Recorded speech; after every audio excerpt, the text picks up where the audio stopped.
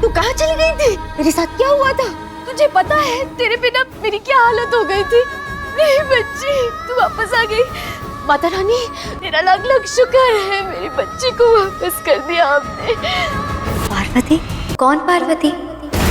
मैं परी हूँ ना, तेरी बचपन की दोस्त परी, वही परी जिसे तूने इतने से टाइम में बुला दिया। क्या हो गया तुझे? तू अपनी परी को कैसे भूल सकती है?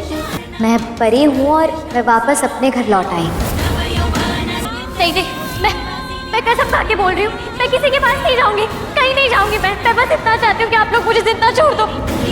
परी थी, तू वापस आ गई। तू चली गई थी, हमने तो सारी उम्मीदें ही छोड़ दी। हमें लगा था तू वापस कैसे आई थी? बहुत लंबी कहानी है बबली। परिणीति के आने वाले एपिसोड में एक अलग ही ट्विस्ट देखने को मिलने वाला है भाई। फाइनली यहाँ पर जो पार्वती है वो बन के आ गई है परी। हम लोग इतने दिन से वेट कर रहे थे ना कि कब परी आएगी, कब परी का सच आएगा, और यहाँ पर तो भाई पार्वती आ जाती है और बोलती है कि मैं ही परी हूँ। अब कुछ स्टोरी अलग है, मतलब ऐसा नहीं है कि अचानक से परी आ जाएगी और भाई नीति को डर लगने लगेगा। यहाँ पर हो तो ऐसी कुछ रहा है कि नीति को डर लग रहा है। यहाँ पर परी फोन कर देती है और पार्वती ही फोन करती है परी के नंबर से, और परी बोलती है कि भाई तुम्हारा वो जो स्कूटर था वो कहाँ है। नीति को डर लग रहा है कि ये अचानक से परी का फोन कैसे आ गया, परी तो मर गई थी। फिर यहाँ पर मैसेज आ रहा है कि मैं आ रही हूँ जल्दी तुमसे मिलने के लिए। अब तो यहाँ पर भाई नीति को नींद ही नहीं आ रही है, और कहीं ना कहीं दिलजीत और भाई गुरविंदर को भी ये सच पता लगी जाएगा कि यहाँ पर उसको डर लग रहा है। अब वो इन लोगों के दिमाग में ये है कि भाई गुरप्रीत ने भी उसके ऊपर केस कर दिया है, पार्वती उसका साथ देने वाली नहीं है, यहाँ पर उससे बदला लेगी। तो यहाँ इन सब लोगों को पता लग गया कि नीति इस समय बहुत बौखलाई हुई है, बहुत परेशान है, और उसको समझ में नहीं आ रहा कि अब क्या होगा।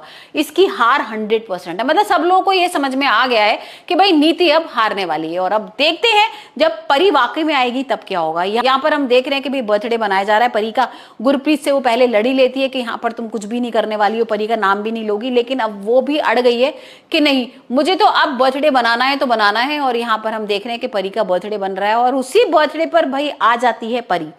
परी की एंट्री होगी, सबके होश उड़ जाएंगे, और गुरप्रीत और बबली जो है वो बहुत गले वाले मिलने लगेंगे। और परी बिल्कुल उसी सूट वगैरह पहन के आई है जैसे परी रहती थी ना, वैसे ही बन के आ गई है। और यहाँ पर तो दिलजीत डर के भाग भी जाता है कि अरे तुम परी हो, पार्वती हो, कौन हो ये बताओ, और तुम कैसे आ गई हो यहाँ पर। और वो तो भाई यहाँ पर पूछने की कोशिश भी नहीं करता, वो चला जाता है। यहाँ पर परी बोल देती है कि भाई मैं तुम लोग का खुलासा करने आई हूँ, तुम लोग को डर क्यों लग रहा है? तुम्हें लग रहा था कि तुम मुझे जान से मार दोगे तो मैं मर जाऊंगी।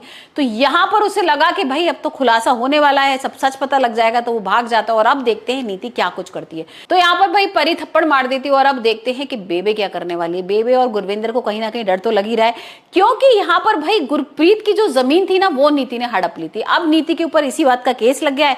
पार्वती से वो हेल्प मांग रही थी, लेकिन यहाँ तो पार्वती गायब हो गई है, परी आ गई है। तो अब देखते हैं कि भाई क्या कुछ होने वाला है।